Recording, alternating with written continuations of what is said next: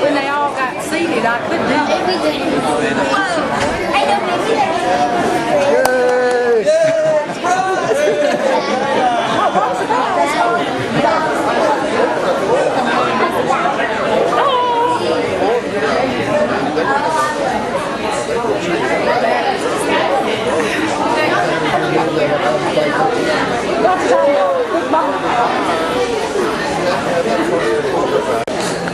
Well, hello, kids.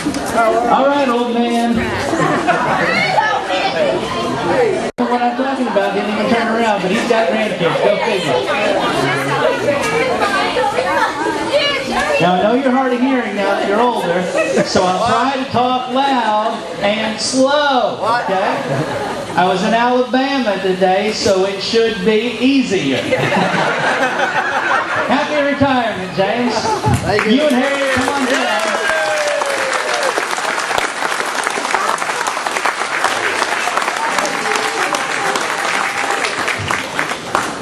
Friends, enemies, family, we're all here. Haven't you seen that? And sometimes he rings that doorbell. In fact, one Sunday when you weren't here, I took the doorbell off the wall so no one could ring it. Boy, I just confessed to that, didn't I? So, I think it's only fair for the tables to turn, James. If you're tired of hearing what we have to say, but in keeping with our tradition at Burns, we won't listen to the doorbell either, so it won't do you a lot of good. We'll just keep on going. Harriet brought something that the Hunts and a bunch of folks from York have presented to you, James. This is a book of some pictures and some memories and some writings from folks at York College that have meant a lot to you over the years. They wanted you to have this, and this is a good way to start tonight. And if you'd like to take a look at that, enjoy. I think that we're going to start this way. Mike Chandler's going to start us out, then Bill Surratt, then Tommy Davidson are going to roast away. So have at it, guys.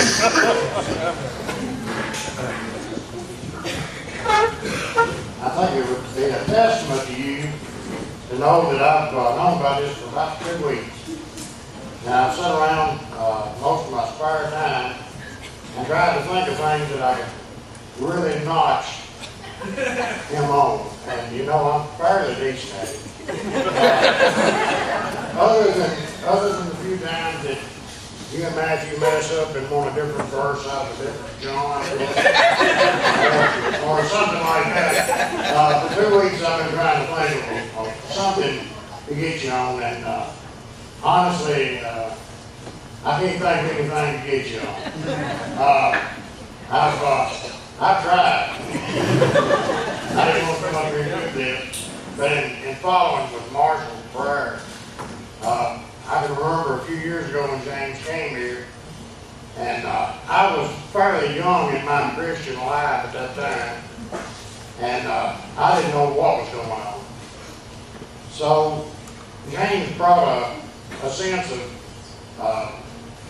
love and togetherness and brought us together here at Burns, and for that I'll be eternally grateful. I feel like God brought him here for that reason. So really all I've got to say to you is thank you very much, and I'll always appreciate it. Anyway, thank you.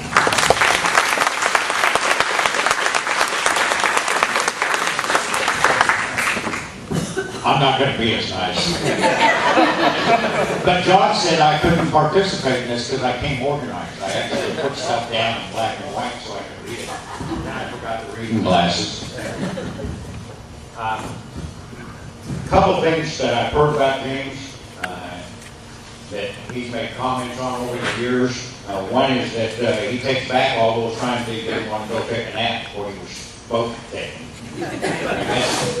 I can't say much because I'm not far behind you. And he also says, can we just ignore whatever comes after DVDs? Because I just can't fathom changing my whole system around the house. I'm still trying to figure out what to do with 8 tracks. By the way, I know Matthew's a computer guru, and you can do it, but you don't really like to mess with computers. There's a new virus going around, though, that I got this in the mail the other day. Norton and McAfee can't do anything about it. It causes you to send the same email twice. It causes you to send emails to the wrong people. It causes you to hit send before you're finished with an email. And it causes you to hit send when you should be deleting stuff. It's called the old timer's virus. Wait a minute, did I send that to you already?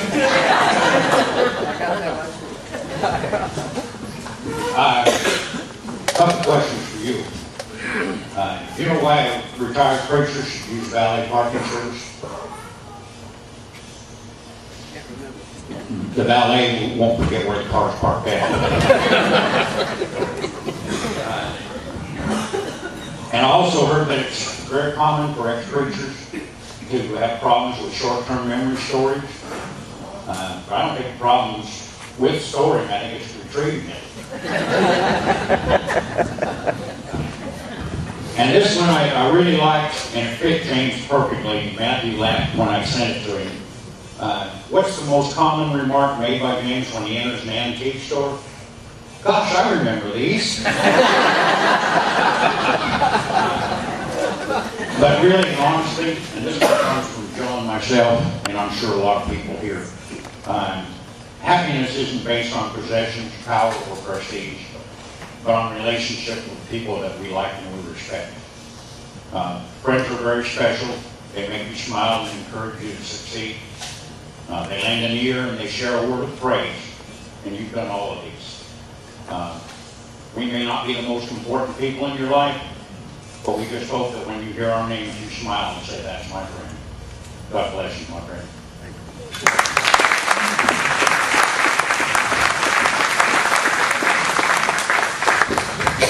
After Tommy, we'll have John, Gabriel, Lynn Buffington, and Shelley.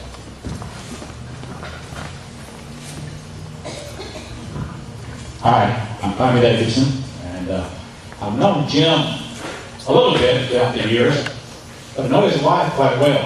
She and I were in high school together, and she went on to be valedictorian of the high school class. Went to David Lipscomb, graduated in 3 years. Harry graduated 3 years from David Lipscomb, and with honors. And I went another direction and would hear about it from every now and then, and heard she married a doctor. I thought, well, Harry, you're doing quite well. Well, as time went on, and I would meet her from time to time, and she told me she was dean of girls at York University, and taught us there. I thought, well, Harry, you're doing quite well, you know. And so I met Jim for the first time. Introduced himself, and I said, well, Jim, where'd you grow up? He said, Alabama. Well, me being the big University of Tennessee, man, my hair stood up on the back of my head. I thought, well, okay, look over that. And later, a year or so later, when did you move here, Jim? When did you come back second time? When did you guys come back? 93. Sometime in 93, 94, Harry was quite active in the Lipscomb golf tournament. So Jim recruited me to play golf with him. Well, I said, Jim, I can't play golf. I'm just going to play this a few times in my life, and I'm not.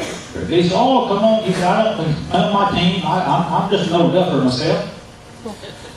Well, I put my money up, and all he wanted to do was get my money. Cut me on the golf course, and I mean, he burned me up. I was so embarrassed. My wife really appreciates the fact that the last time I played golf. But Jim got my money through David Lipscomb for the golf tournament. But the bottom line is, Harry, you did quite well in life, but the only bad decision was marrying Jim Hinkle.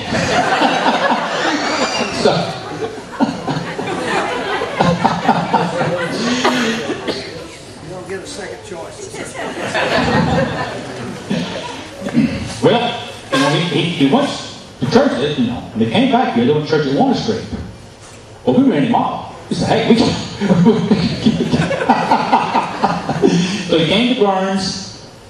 He apparently he's done a great job because you built the building, done some great things. So Jim, we love you anyway, and we love your wife better.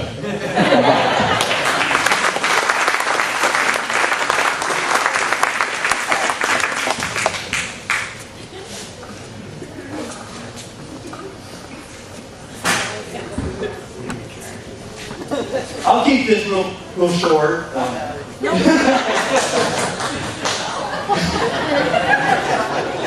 I didn't have anything planned today, but, you know, as a deacon, there's no way I could pass up a chance to roast not only a preacher, but an elder too. This was just too good to pass up. When they first, my understanding, when we first tried getting all this organized and get together and everything, they sent out emails and tried not to tell James about it. And see how much interest there was. And really, no one was really interested until we provided dinner. I don't know what that means.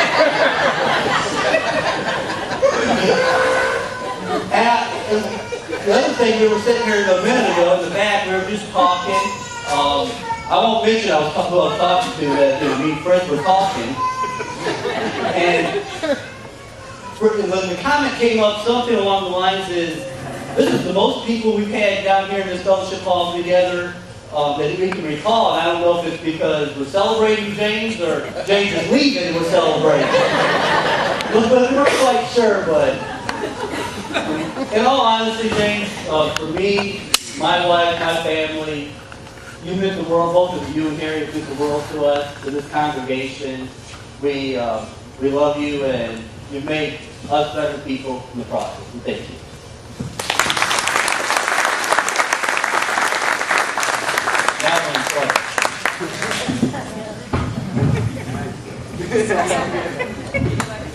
I won't say a lot either. Some of this will be reserved until tomorrow morning. Jeff Coons is going to be speaking to the church tomorrow morning, because there'll be a few people that are not here tonight that want to hear a few things about James. I've known James for quite a while. We were in college. That was quite a while back, and he looked a little different back then. If you think he's ugly now, he looked like he'd been whipped with an ugly stick. He was so ugly his mama had to put a sheet over his head so sleep could sneak up on him. But he improved with age. Did all right. When he come to work with us Burns, he was real good about business. One of the nice things, he visits the greens a lot, you know, 3 or 4 times a week. He visits the greens, either at Montgomery Bell or Greystone. Well, of course, he did a lot of other visiting too.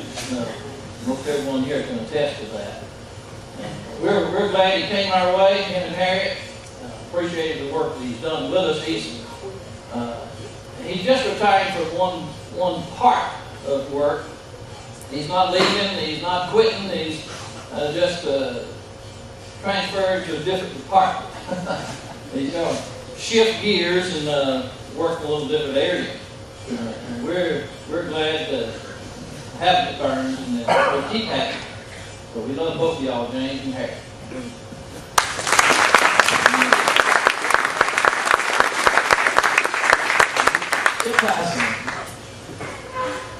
And after Chip, we will have Hinkle, the grandkids, and Chip Hinkle.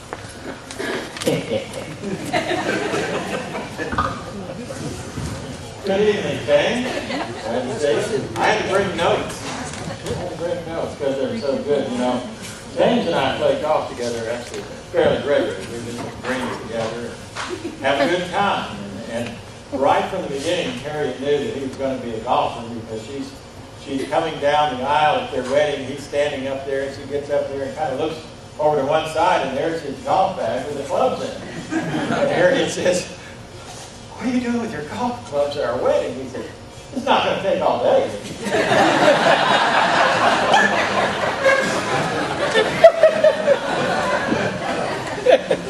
Anyway, I really enjoyed it. We were playing one day out of Greystone, and a new fella came along, and he didn't have anybody to play with, so we let him play with us. And we were about the 7th grade hole, and James was not having a good day. Things were not going too well, and he was a little embarrassed, and he turned around and the guy and he said, boy, I'm having a terrible day. I've never played this badly before. The guy looked at him and said, you played before? So, hey, later in the day, he came to me and said, do you see any improvement at all? I said, yeah, you got a haircut.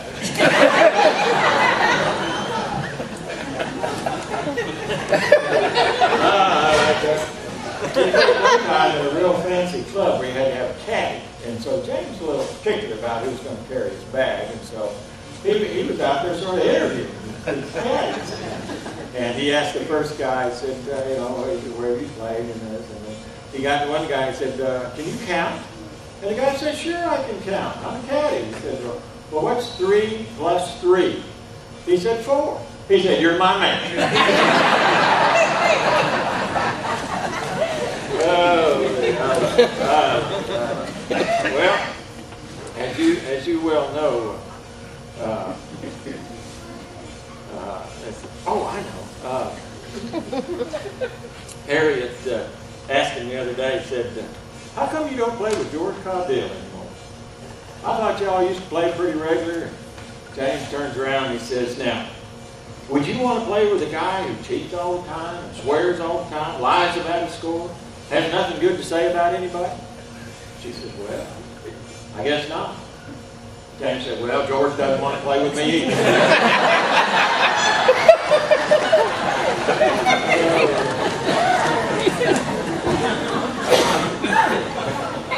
James and I are both retired now, since he's retired today. And I see pretty good. James doesn't see as well as he used to, and so sometimes I need a little help on finding where he needs a little help finding where the ball goes, and so I hit one out there one day, or he went out there one day and said, no, let's see, I got it wrong.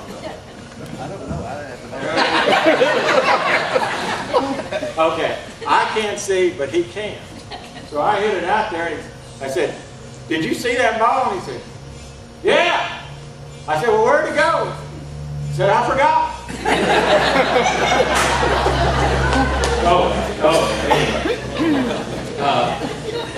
Anyway.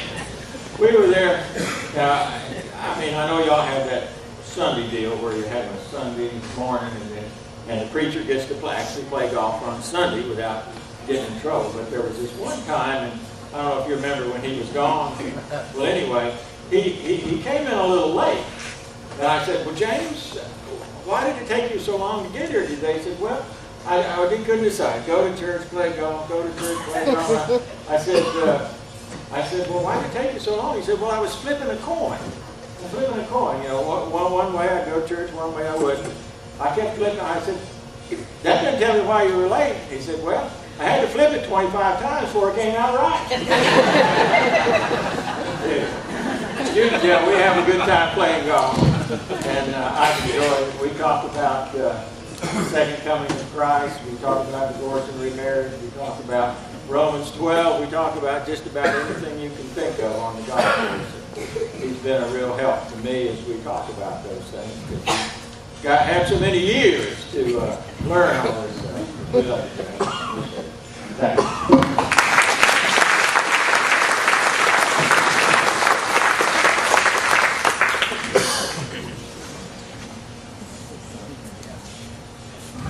Well, good evening. My name is Keith. I am the oldest and wisest of James's children. And since his, that start with that. Well, I've got a couple, 10 fun facts. My top 10 list from my dad. Some of you, you've been around long enough, you'll recognize some of these in my phone here. Okay. Number 10, he thinks a smartphone is any phone without a cord. He thinks date night is Captain D's. And my mom says he takes him there when he has a coupon. Now this one you have to actually see to appreciate it. But we witnessed him putting rainbow sherbet apple pie. I don't know, you probably never traveled with my dad, but if you have, you'll understand this one. He thinks getting to the airport a half day early is cutting it close. See, this was more about a warning, if any of you work for car companies. Warning to car companies, if Dad buys your car, you will likely be out of business in 2 years. His last 2 cars were an Oldsmobile and a Pontiac.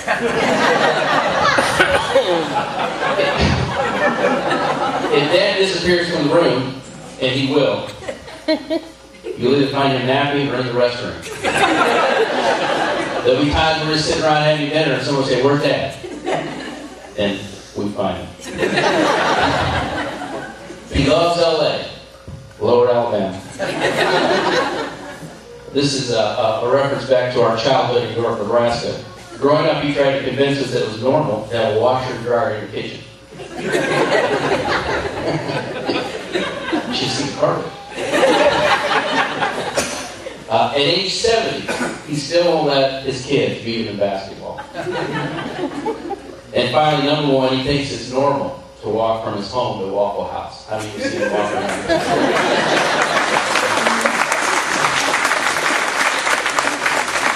So with that, happy retirement again. And, I'm midlife 42, I guess, next month, and I can't think of a better model. What did I say? 43. 43. 43.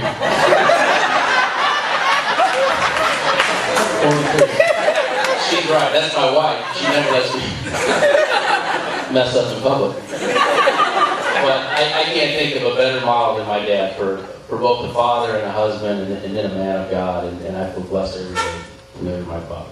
Congratulations.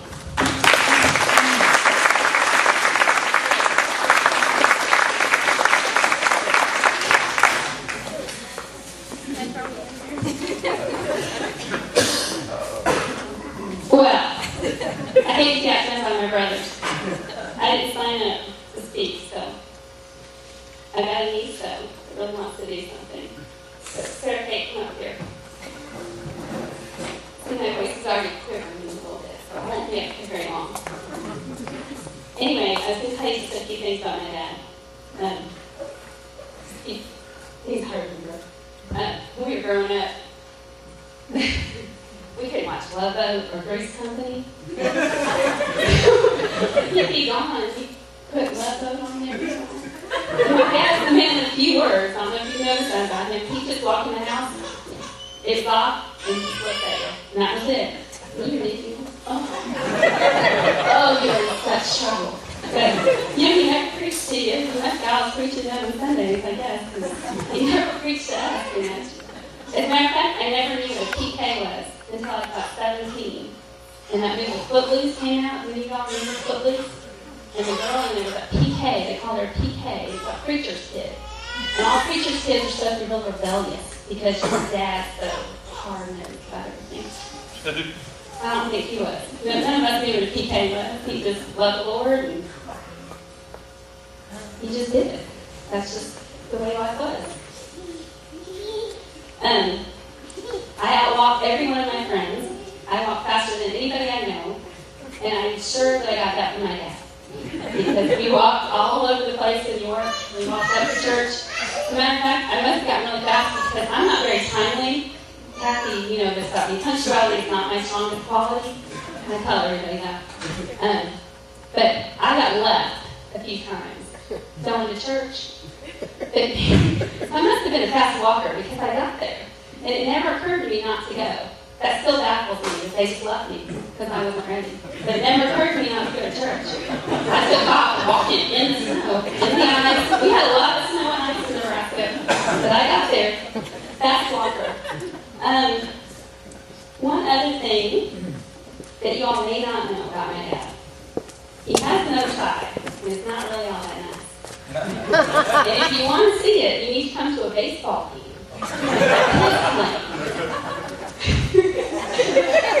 You won't see my mom. She'll be in a chair way out in left field because she won't sit by him. My kids, my oldest baby won't sit by me either because I'm loud. She won't sit by him. But even I say, Dad, he's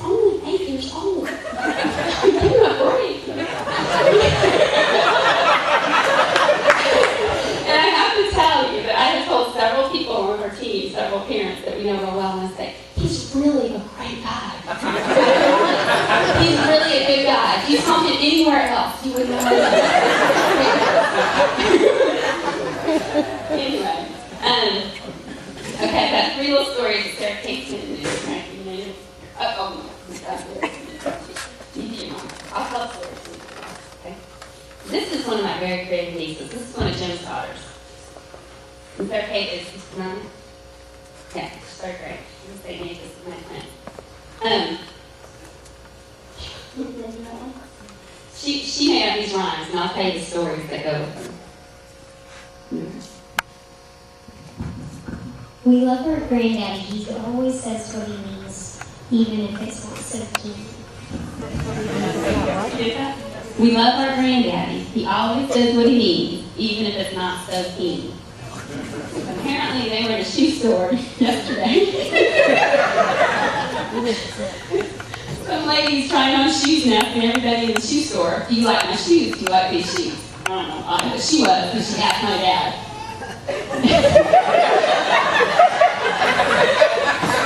What did Granddaddy say?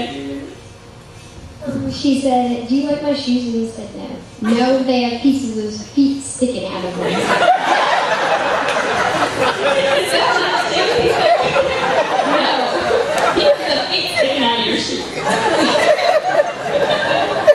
That was just yesterday. Okay, here's another one. Sarah Kate, say mine. We love our granddaddy. He takes us out to eat every week. But we sure hope his orange juice doesn't leak. Notice my sister-in-law, we're all laughing over here. I don't know if you know, my dad takes, I'm very bad, I didn't even introduce myself. I'm a middle child, and I live here in Dixon. I was lucky enough to have my parents move in close to us, because we had the first grandchild, I guess, and they came to help us out. Anyway, but he takes my 5 children to breakfast every week, every Tuesday. So he's been doing that. I don't know how many years. 10 years? Since they started kindergarten. But he always carries a carton of orange juice and 5 cups with him.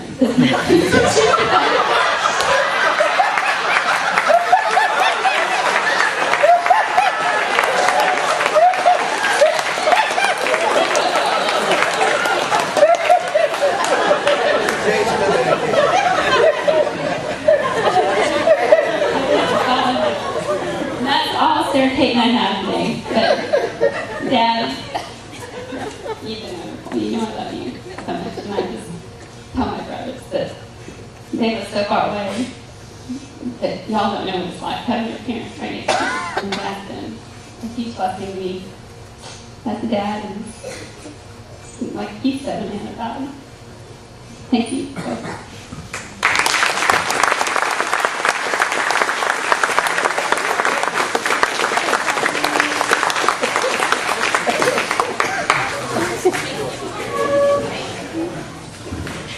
Okay, this next one's going to take a little setup. My name's Jim, and I'm the best looking and youngest of the Hinkle children. I didn't even have to tell you either of those. I mean, both my age and my standing as far as appearance goes. Hey, Grands, the 12 Grands, we have a new rap group here in Dixon. We know rap is really, really popular here at the Burns Church of Christ. And so we're going to ask this new rap group, just come right down here. Matthew, you're going to come right here by me, buddy. And then Mason will be at the other end. And they are sporting Granddaddy's hats. All of these hats belong to him. Okay, are we fairly ready? Hold on, Jeff.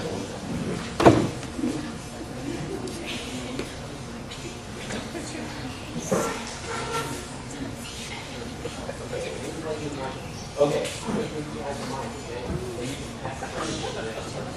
So, enjoy the world debut of You're Retiring by the 12 Grands.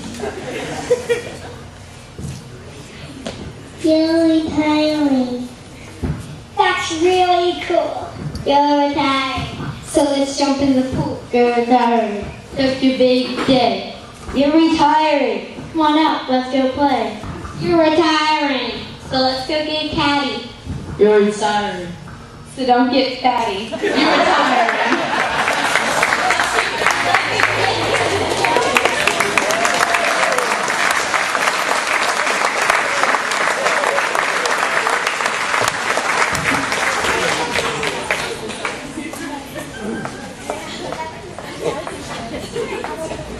Hopefully you got all that. We put the words up there in case you need a little translation.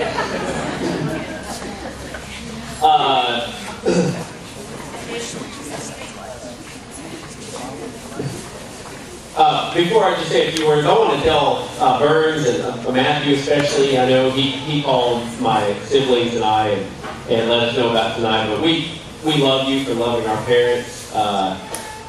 They're wonderful people, and Dad is a high-maintenance drama queen, and you know that?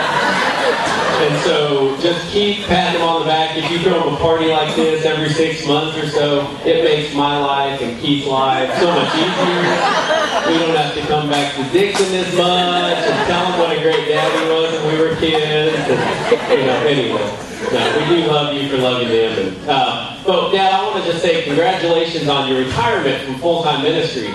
And I'm so excited that he's got this new stage in life. But with the recession and people living longer lives, there's no telling if his economic plans for retirement are going to stretch out the way he hopes. So I just want to say congratulations not only on your retirement from full-time ministry, but also good luck in your future endeavors, because there's a good shot Dad's still going to need to be in the money-making business. So I searched through some archives and found out some pretty big possibilities, some ways Dad could keep bringing home the bacon. First of all, this isn't a paying job, but with his newfound free time, he's going to make up for lost time with Barbies. Now, I want you to look at this picture. Here's my dad on a porch with a table full of Barbies behind him, and nobody else is on the porch. You see the smile? He's been waiting for years to have time to play with his granddaughter's Barbies, and now that time is here. Next, he can be a full-time ice cream taster. How many of you have seen Hinkle ice cream? It's something to behold. People will pay money, put it on YouTube, and you will be an overnight sensation.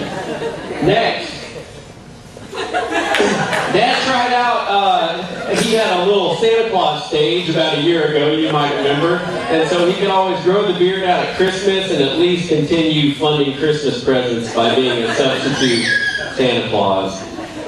The next thing, You've heard the legend of James Hinkle's napping schedule. And what my brother didn't tell you is not only do his naps in the restrooms, they make him disappear from the room, but they also last the same amount of time. You're a solid 20 to 25 minutes, he's going to disappear. But this is Dad displayed, and my mom just got embarrassed. But not for the first or the last time. But here's Dad testing out his Toyota Corolla, I believe, and he can always work for a focus group and see if, in fact, the seat is comfortable enough to take a nap in. That would be a good job for Dad. Now this one really has a shot. I think my dad has the makings of a supermodel. I don't know what you think. Now this was the one where he's fully clothed. But I have never seen a giant sequoia tree look so beautiful. I don't know if you guys agree with me or not. Just in case, ice cream cone tasting doesn't work out, he's always got the ice cream sandwich market that he can go with. There he is, modeling. He's even got the little black chocolate cookie on his teeth there. Now, Dad, you guys know he walks a lot, and he doesn't usually take a cart when he does his 9 holes of golf, and so he stays in shape. And what you may not know is he's in training for the AARP Ironman triathlon. Now, he didn't understand that these events happen at different times, so he's trying to do the swim, bike, jog, all in one thing right here. But hopefully, the more he gets used to the training, he'll figure that out. There's a small niche, and PETA's really pushing this. They think birds grow better and are happier. They're more in harmony with the world if they have human contact. So we think Dad, he was practicing up in Kentucky a few months ago as a human bird nest. So we'll see if that works out for him. And if all of these fail, it's not that bad because Dad, he could be a good homeless man. He's had practice sleeping in every position, in every public place you can think of.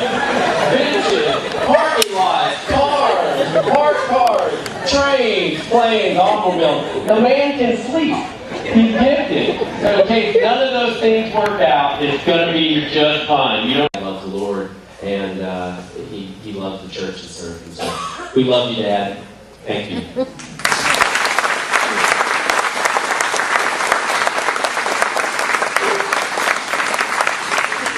I really like seeing James blush. All right, Justin and Keith, you guys are next. And if there's somebody who hasn't had a chance and wants to come on down after Chuck Goffin and Keith. Don't let Keith get up.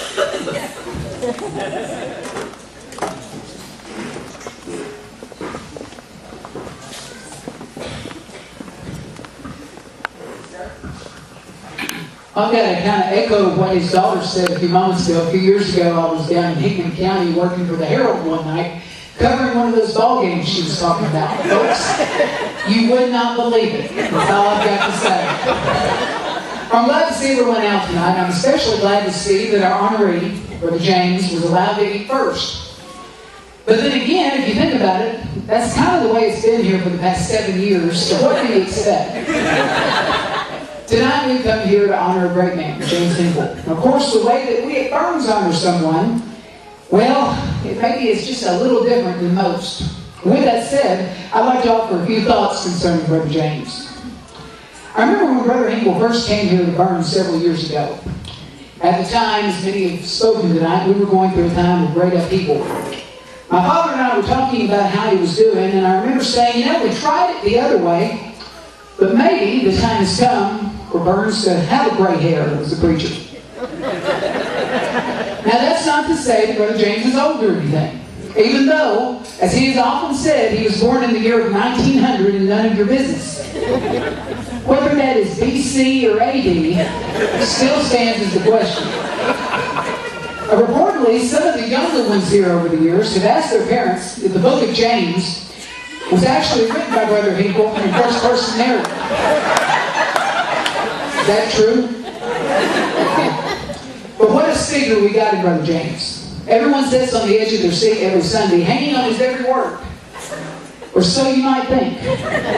We're just worried that he's going to fire one of his classic singers our way. Now I say that, and last night I was speaking with my father, and I said, you know, maybe we're doing this the other way around because he's still going to have one more sermon in the pulpit.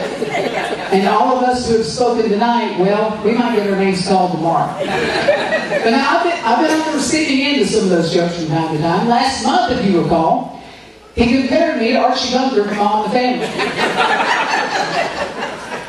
After the sermon was over, I asked him if that meant I could tell him to stifle it. He didn't answer. It's always been amazing to watch the effect that he's had on everyone, and not just people. If you've ever received a visit from Brother James at your house, you know his way with animals. Honestly, I guess he and the old host of Wild Kingdom, Marlon Perkins, could be compared to each other. Animals and James Hinkle truly respect each other. Years ago, as he was at our house visiting my mother when she was ailing, his prayer was so tenderly received by all involved, including our family dog, Brownie, who answered his amen with an amen of her own. And that's not saying that Brother Hinkle is long-winded. Although, we just got a public service announcement from the Tennessee Titans, and they had issued a statement wishing him the best, and saying the kickoff for tomorrow's game against the Colts has been pushed back an hour to 1 o'clock. That way, everybody at Burns won't miss the second half. With that said, I do want to turn serious for just a moment. I think that when the history of this church is written, it will show that Brother James and Sister Harriet came to Burns at a time For we needed someone to unify us together and make us stronger. He has done that about as well as it could have been done. He was the right person for the job at the right time. On a personal level, I have to say that he's been a great friend and listener to me over the years, in good times and bad. I'll always cherish his words of great wisdom as they are from the heart. And his heart is pretty big. Now, I was talking to Matthew last week about preparing my remarks, and we both agreed that James Hinkle would give you the shirt off his back if you needed it. However, just don't ask him to help paint a barn.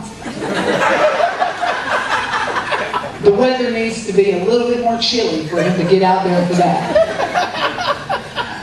Okay, the sarcasm that flows freely from time to time at Burns Church of Christ is over. Brother James, we wish you and Harriet nothing but the best in your future endeavors. Thank you for your years of service, and we are all the better for it. Thank you.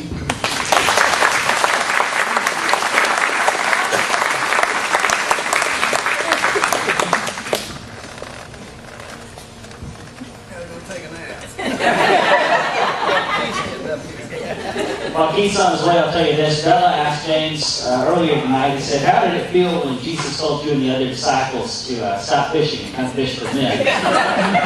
James, what was your answer? I said, we just did it. He said, we didn't, I don't know, we just did it. And that is James' service ministry, and he just does it. He's the Nike minister, isn't he? All right, enough of that.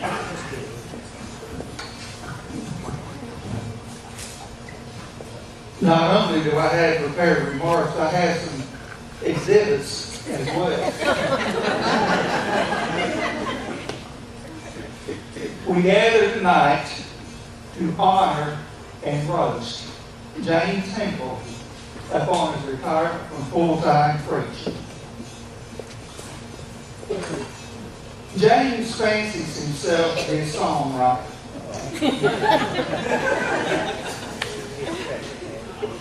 He wrote a song that is somewhat famous at Burns Church of Christ.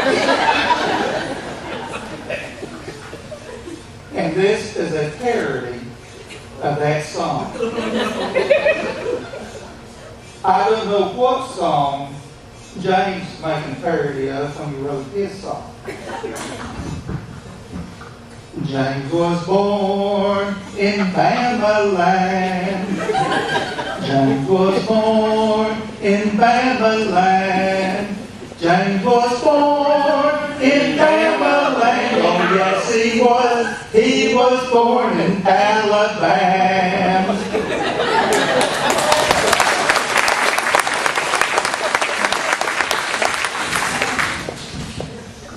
What follows is a true story.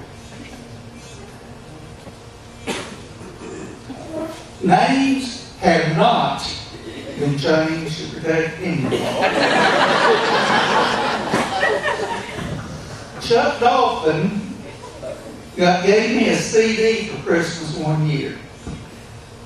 Donna kept asking what Chuck got me, and I kept telling her exactly what it was.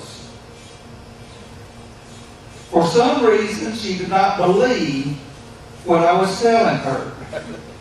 She began to get a little upset. Imagine that. Until I finally showed her the CD, and then she believed that it's just plumb pitiful.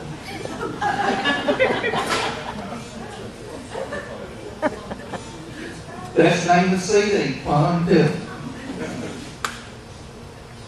Now, doesn't that remind you of some of James's sermons? Just plumb pitiful.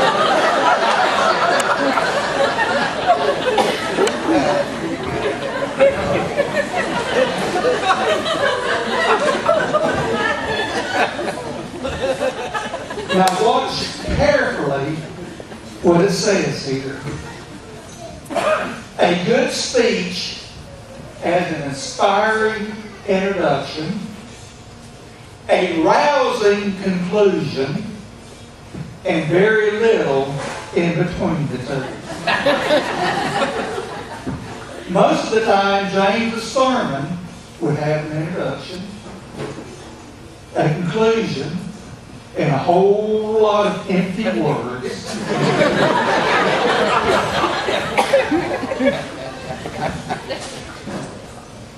One of the main benefits of the pew notes we use in the book of Garrett Barnes is to know when James is about to conclude his sermon.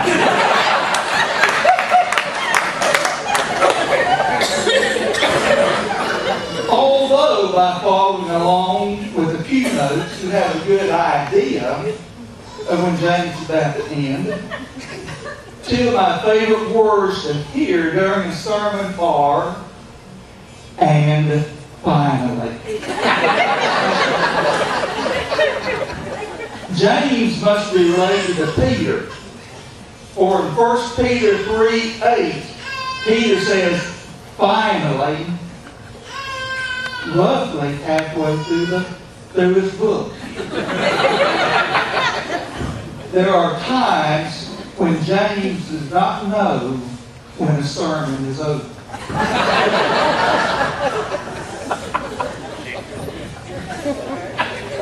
To repeat what Chuck said, James was born in 1900, and none of your business, in Limestone County, Alabama. There were other, more famous people who were also born in Limestone County. Among these more famous people were the Delmore brothers. And that's my other prop here, is a CD made by the Delmore brothers. Alton and Raven Delmore were born in Elkmont, Alabama. The one born first was older than his younger brother. Think about that.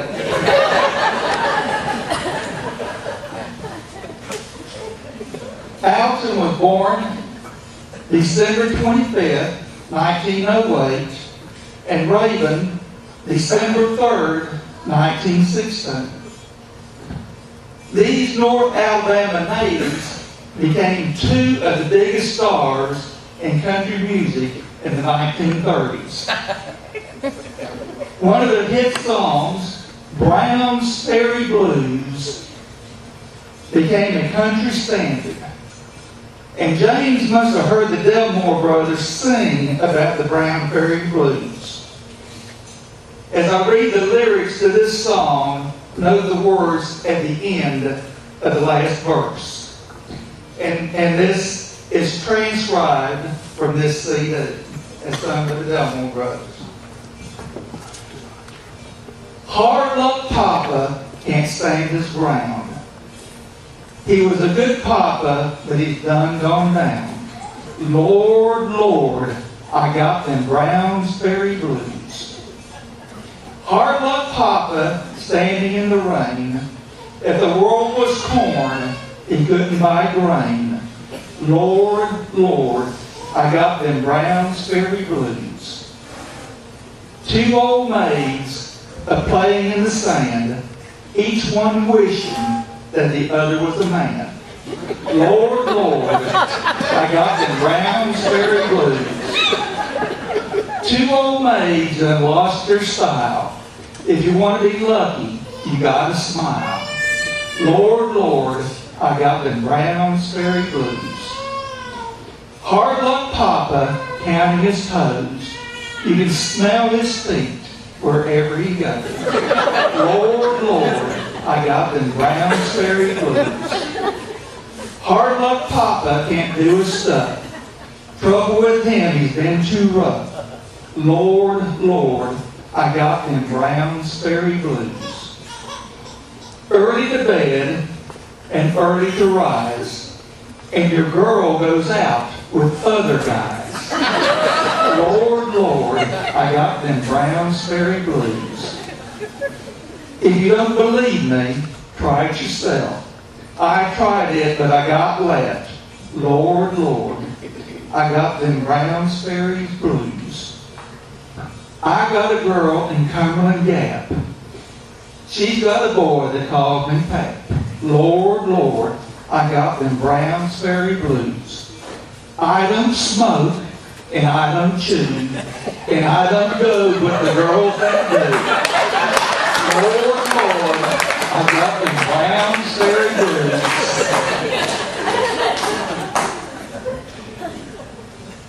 I'm sure that you noticed the words in this last verse.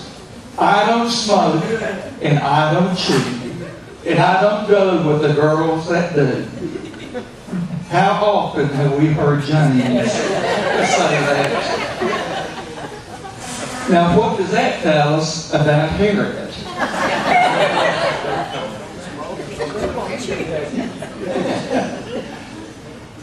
And finally, on a serious note, James came to us when Barnes Church of Christ was in turmoil. He helped to heal us, and for that, I'm grateful. Thank you, James, for your service to Barnes Church of Christ. Enjoy your travels and your retirement from full-time preaching. We certainly will.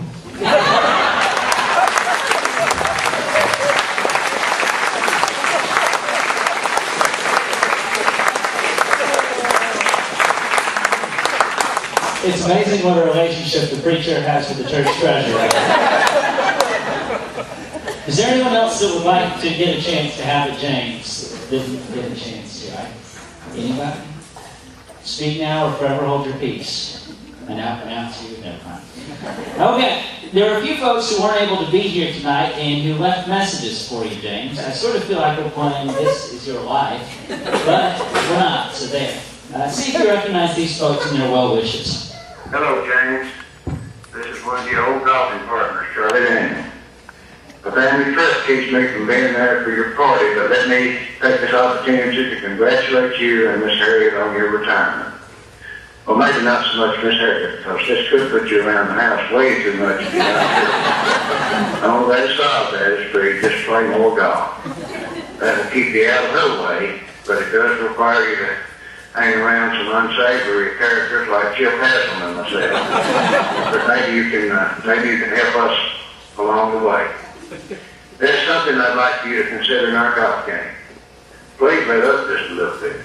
Beating me as unmercifully as you have in the past might not be the Christian way to behave. We all have our shortcomings. All kidding aside, have a great retirement, and we'll see you at Greystone. Now, by the way, I've been at Burns starting on 5 years now, and I've yet to play golf with James, and I intend never to do it. My ego couldn't take it. We've got another greeting. Now, these folks could be here, but... Hello, James. This is Marcia and Charlie Coffin, and we just wanted to leave a little message telling you how much we appreciated your service at Burns. You came at a time that we really did need you, and you did a great job, and we wish you the very best in the future, you and Harriet, on your little trips and your preaching endeavors. And we just want to thank you so much and tell you how much we appreciate your service. Very best wishes in the future. Charlie and Marcia. Now, did it sound to you like he was thinking about saying something he chose not to, James? Don't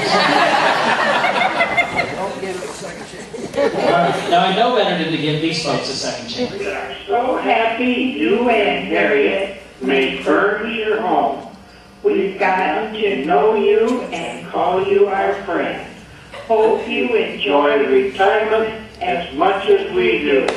Love you from the grave. I'm Joanne. And I'm Jim.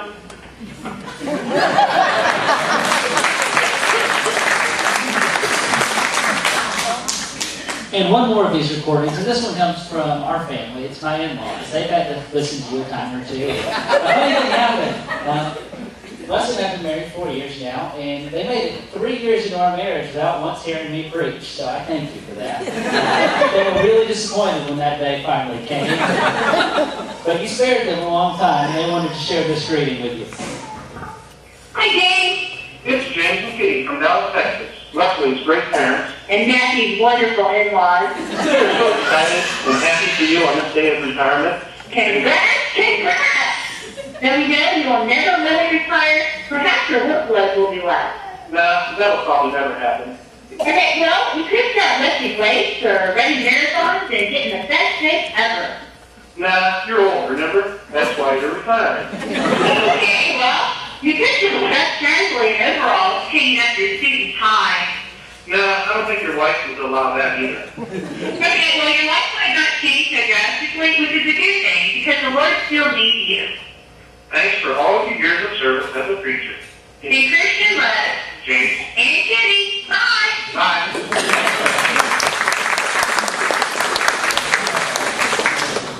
All right, I've got just a few things I want to share with you. Not that I've been savoring this moment. I appreciate James very much.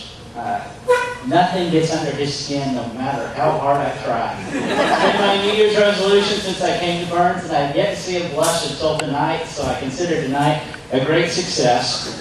Harriet was kind enough to let us dig into the archive and find his yearbook. The front of it did not actually say 1900 and none of your business, but it did tell us about little Jimmy Hinkle. It said he's quiet and ready with his smile, and he is a hard-working boy. Now, I can tell you James is a very hard-working guy. I can tell you from sharing time with him in the office, but for confidentiality purposes, I can't tell you about how Chip Haslam or David Brogdon call for counseling sessions with the Greens, the Fairways, and the Greystones. For as much time as he spends with them, I can only assume they really messed up. But for the sake of context, I need to show you where this picture came from out of James's high school yearbook. Here's James's picture. Here's some of his classmates. Now remember, back then, printing was a lot harder. You know, you had to get the tablet of stone, and you had to get it smooth just right. You had to get the chisel. So they had to combine a lot of years' yearbooks into one yearbook, but I think these were James's classmates. That's Methuselah, I think. Let's see. Well, he was alive. Oh, the Geico caveman. Moses. You know, he was always such a teacher's pet, wasn't he? He was just right, riding the wall twice. Look at him. He's so good. Oh, King Tut, you remember him? He was pretty good at basketball from what I hear. Not so good at swimming now. St. Paul? Did he really wear the halo to school? I heard about one time you stole it. There's Eve. No, I couldn't show you the rest of her picture, but... Oh, I think that's Peter. Wow, you had quite the high school class. Now, some of you guys didn't know this, but James went back for his high school reunion in the last year. And I think it was his 500th high school reunion. He came back with pictures of some of his classmates, and I never appreciated just how good James looked until he showed me a picture of some of his classmates. Who would have knew James? You held up really, really well. Hey, you really don't look bad for your age. Of course, we know that James was a delight then as he is today. He was the happiest young man. We won't ask what that young lady's role in that was. Well, if he wasn't a delight then he was in this picture. Cute little James. I do think Jim, Mary Beth, I just called you Jim, I'm sorry. Joe, Mary Beth, Jim, everybody. Hinkles, Purvines, whatever your names are. I think you got whippings for having that look on your face at some point, didn't you? Or was that just for the love vote? Now, James was an all-star athlete, a basketball player.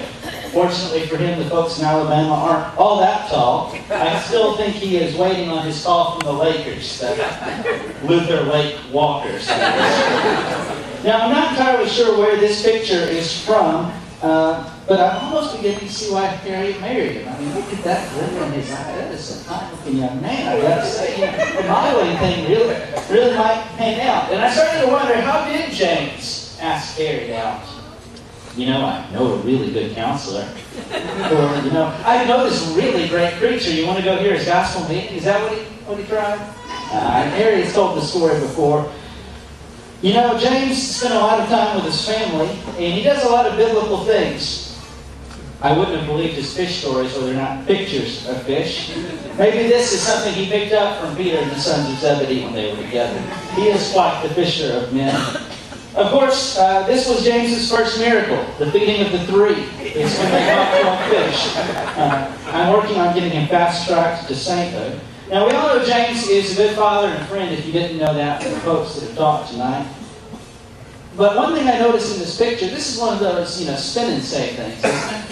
Now, I don't have kids, but I remember that thing. You pull on the cord and it talks, right?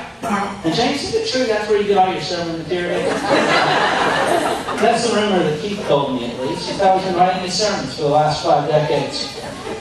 I know you can't see, but off camera, I'm pretty sure there's a flock of freshman young ladies at Lipscomb just waiting to follow James. So here's his attempt at his next miracle. He was trying to walk on water, but I don't think it ended so well. He got a little freaked out that we were following him, taking all of these pictures. Now, who is this that enters his life? Wow. They really kept the home fires burning, so to speak. In fact, James is still a model for our relationships and our marriages.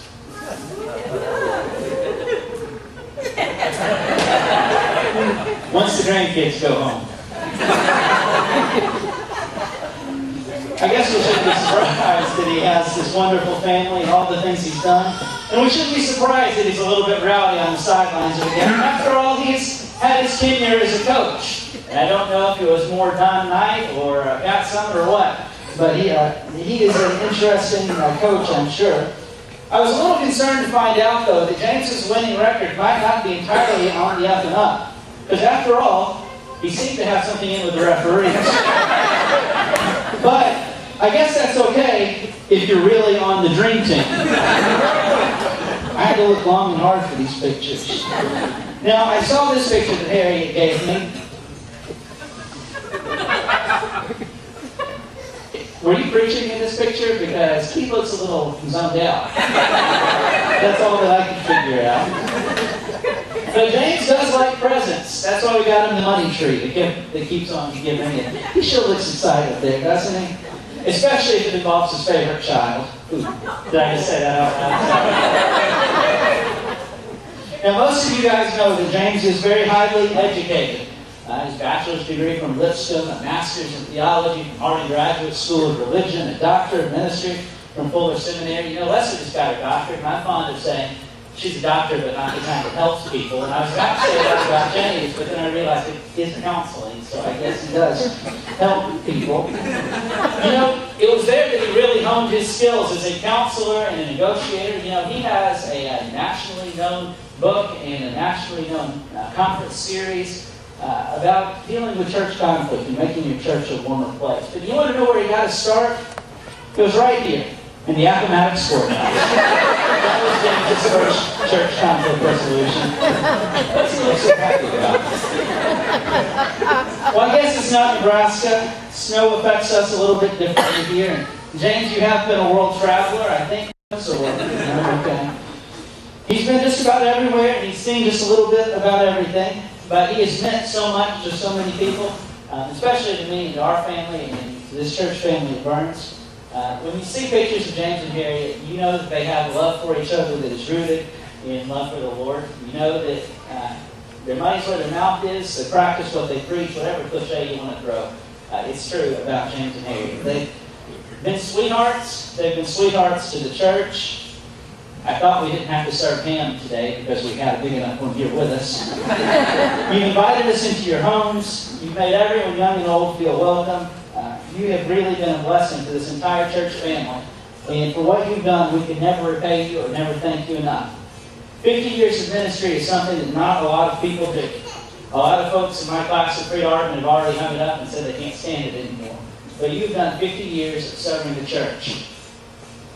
And there may be better preachers, and there may be better teachers, and there might be a better counselor. But I defy you to find someone who is a better teacher, preacher, counselor, servant, elder, friend, father, all wrapped up into one than you can find in this man, James Hinkle. We are blessed beyond belief for what you have done. I am blessed personally by your friendship and your love and the way that you've taken care of us. We found family here from the first day we walked in the doors, and I'm so blessed to get to follow your big shoes here at Burns, and I'm grateful that you aren't leaving us. You're a counselor, a scholar, a pilot, a preacher, a chemistry teacher, a handyman, a cleaner, a carpet cleaner, a basketball coach, an elder, a mentor, a preacher, a giver, an encourager, an author, a lecturer, and a missionary. Find out one person. I did. James Hinkle has done so much. We love you, and we appreciate you, and we thank you for all of you've done for this church, and we hope that you've had a good night tonight. One more thing, by the way. You've written 2 books. You might not know about that. Keith, go grab it. When I started working with James a few years ago, James showed me a file on his computer, and he said, sometime after I quit, I want you to finish this book for me. Well, you didn't just quit, did you? Fair enough. So we finished your book for you. It's called Developing Church Leaders. We didn't have a title on it, so we had to make one up. And boy, would you like the picture we put in the inside of it. And James is going to be speaking at Freed Hardeman here in February at the lectureship. And we wanted him to get to see this copy and him to get to put it out. Keith has been proofreading and fixing and all this sort of stuff. I'm really thrilled with the work that James has done and shared this. Do you remember all those lessons he taught us and how we went from having 2 elders to no elders to 6? More elders than Mike Bluff, by the way. That's in part because of the work that God has done through James. And that is a lot of what he's written and something that I think everybody ought to get to see a part of. So that's just kind of part of our gift to you, James. We appreciate you. We love you. And if anybody else wants to see a copy of your work, we've got a sign-up sheet for it here up front when you're done. It's right here on this table. So James, thank you. We love you guys. Jeff's going to close us out with a few words of prayer. Would you like to say anything? And finally, Jesus was born.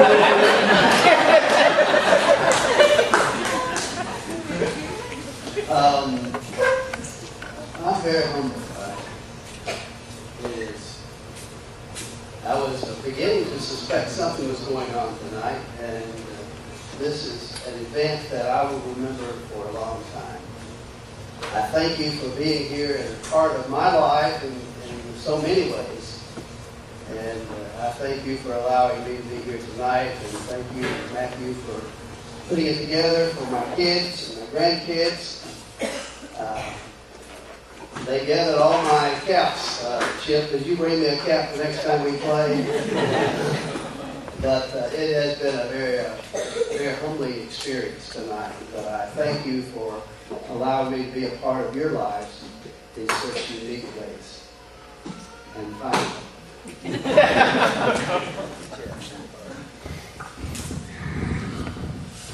let me say one thing. The books we have are proof copies.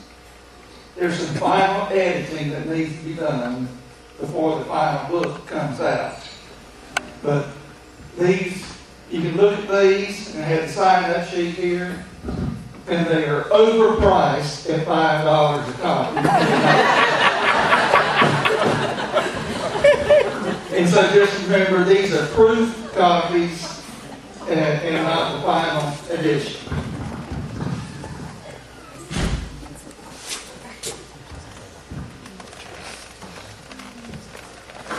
The only thing I'm going to add is we have a money tree on your way out for James. Don't forget to sign the banner. And there's nothing that I can say other to improve tonight other than let's stand and close with a prayer.